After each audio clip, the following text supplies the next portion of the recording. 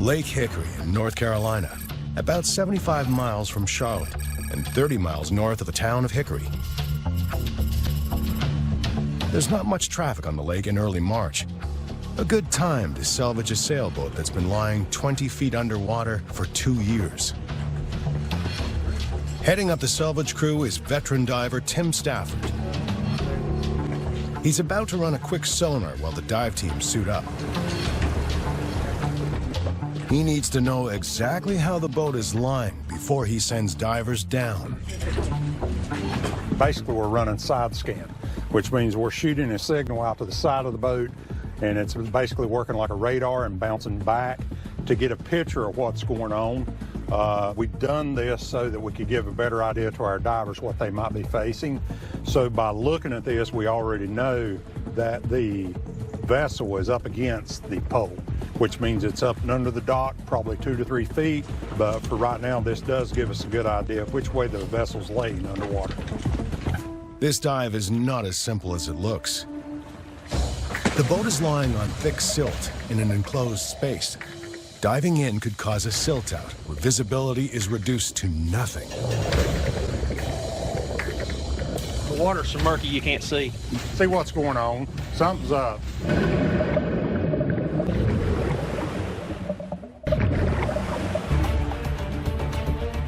Lake Hickory, North Carolina. A sailboat lies 20 feet underwater, beneath a dock at a busy marina. A violent storm smashed its hull 2 years ago. The owner couldn't pay for salvage, so it was left to rot. Funds were finally raised. Today, Silver Tim Stafford has a dive team underwater, trying to locate the sailboat. Sunken wrecks move with the currents, so divers need to see where it's lying now to decide how best to raise it. Visibility is poor, so they are communicating through radios underwater. I'm going to the bow. You see off the news. We're talking to each other. The biggest danger is getting tangled up in cables round the broken mast.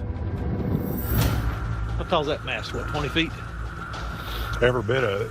18, 20? Yeah, that boat's about the size of this one, best I remember. There's no way they can remove the boat with a 20-foot mast still attached. Surface, go ahead. The mast appears to be just secured with stainless steel cable. 10-4. Can you take the mast off? There's that's where the boat's going in at the bottom, but I don't see the nut itself. Well, it'll have to be removed then. So whatever you need to remove the mast, we'll get it.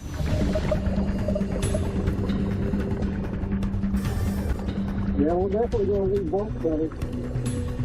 A new set of bolt cutters. But Tim's main concern is after 2 years underwater, where exactly is the boat lying?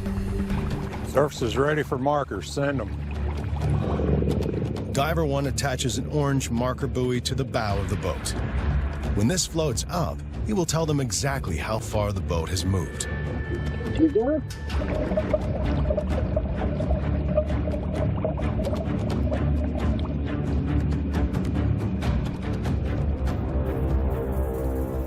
Okay, so that's way up and under the dock.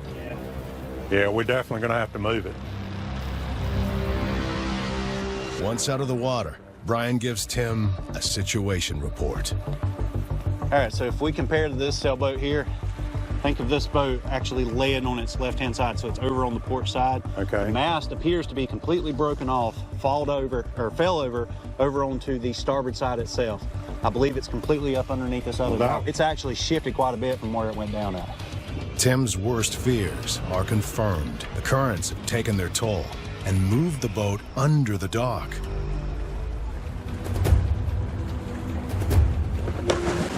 They need to cut the cables connecting the mast.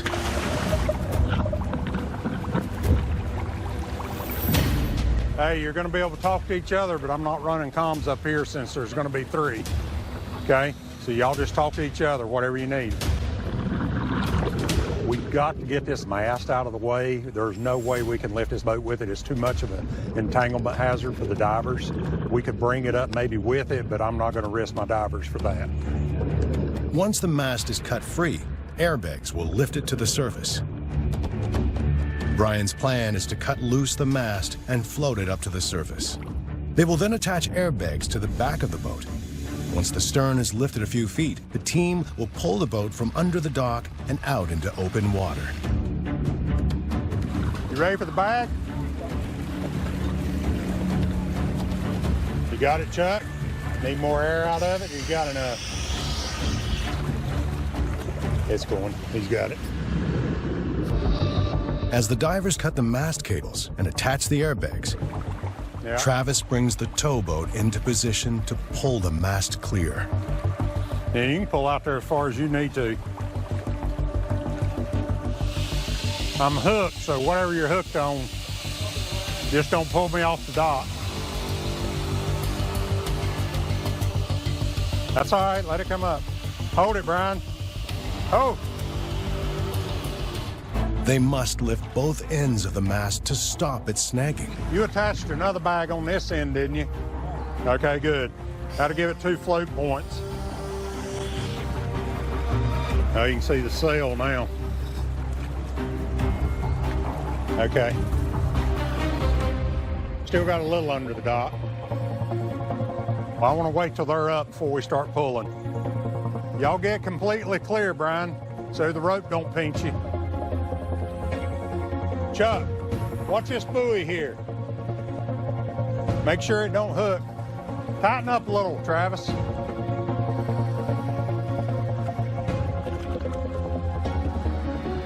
So we've got the mast up. You can see the sail still attached. Travis is going to tow it slowly, tow it around to our ramp, and we're going to work on getting it completely out of the water first. Then we'll come back and start worrying about getting the vessel up.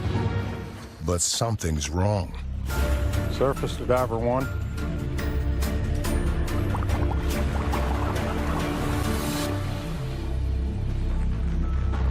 Surface to diver 2. Have you got a copy? Something's up. He's been down way too long.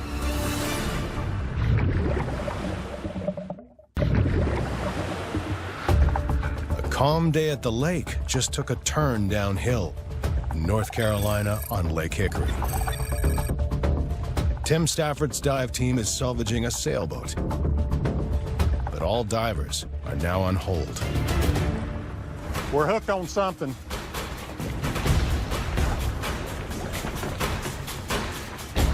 Could there still be a cable?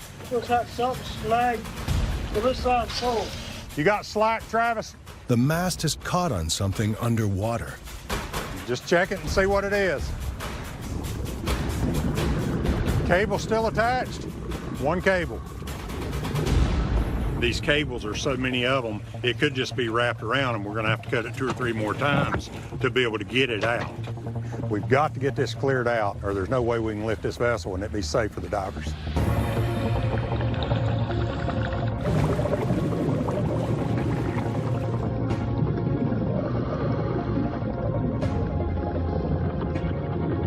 The last cable is cut, the mast is free. But Tim now has a far more serious concern. Diver 1, you got a copy? Diver 1 is Tim's son, Brian, and he's not answering. Surface to diver 2, have you got a copy?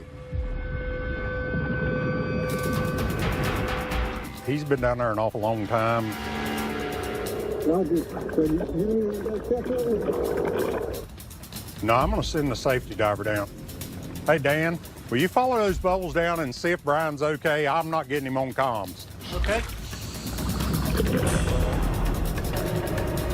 Got to be getting close on air.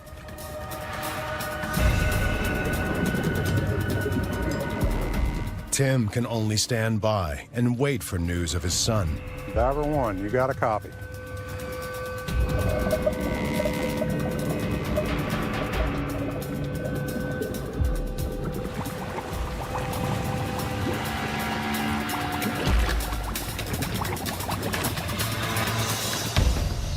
He's okay. He's motioning his batteries are out. How's his air? His air's good. It's been a scare, but the team gets right on with the job, attaching airbags to raise the boat. We want to do 2 1000s on each side of the front, 1 2000 back there. We're going to blow the 2000 first, okay?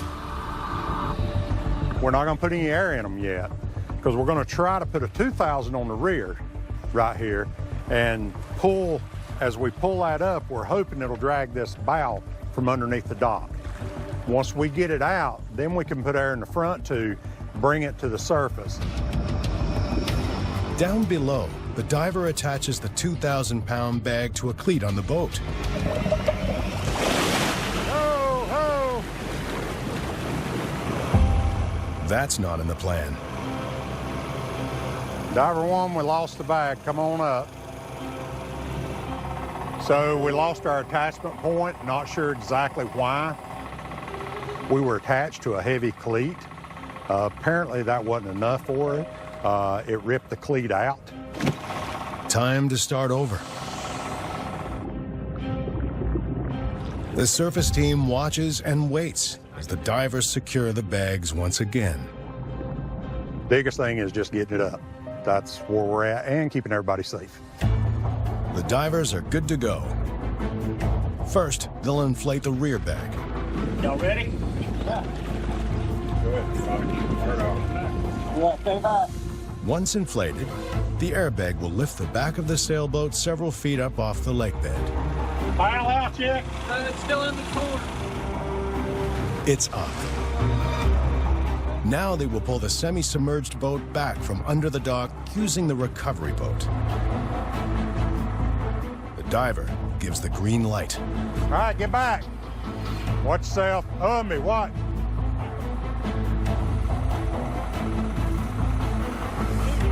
Yeah, it's moving. See where we're at. The boat is out from under the dock. No, we're clear. That's good. Air is now pumped into the front bow bags. Stop. I'll stop. Let her come on up on her own.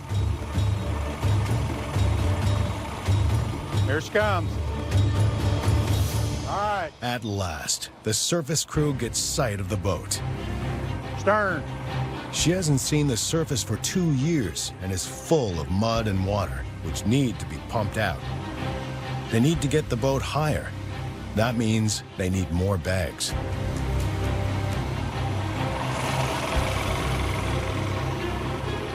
So we got the vessel up. It's not up high enough to pump.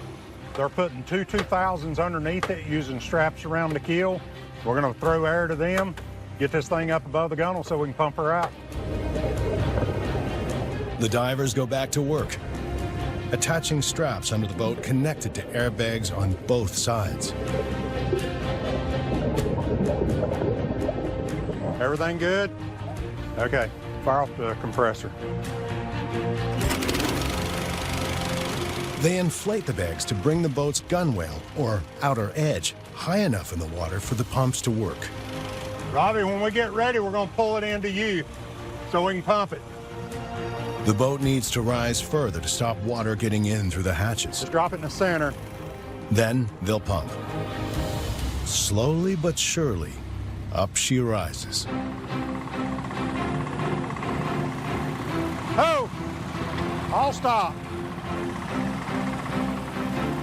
That's it. 2 years underwater has left its mark, but after a few last checks, this boat should be ready to face Lake Hickory once again. As soon as we get this up and it pumps a little more, we'll let Travis tow it out of here. Overall, it's a good day. She's been towed now for the owner, and it's up to him what he does with it. Any day in salvage is good when everybody comes home safe.